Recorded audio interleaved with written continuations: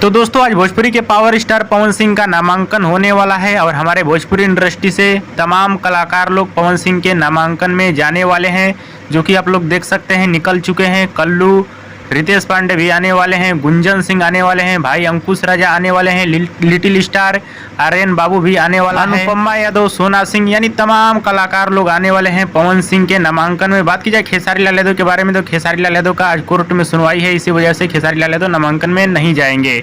लेकिन 9 तारीख के बाद खेसारी लाल यादव भी जाएंगे पवन सिंह का चुनाव प्रचार करने कराकाट में। और आप सभी को बताना चाहता हूँ, अपने माँ का आशीर्वाद लेकर निकलेंगे पवन सिंह नामांकन के लिए। बात की जाए ज्योति सिंह के बारे में तो ज्योति सिंह भी आज नजर आ सकती हैं। जी हाँ दोस्तों, आज ज्योति सिंह भी नजर आ सकती हैं पवन सिंह के नामांकन में। देखिए जैसा अपडेट आएगा आप सभी को दिया जाएगा, लेकिन फिलहाल की अपडेट यही है कि सब लोग निकल चुके हैं पवन सिंह के नामांकन के लिए, जो कि आप लोग देख सकते हैं। वीडियो पसंद आया तो ज़्यादा लाइक करें, कमेंट करें, शेयर करें, सब्सक्राइब करें। धन्यवाद दोस्तों।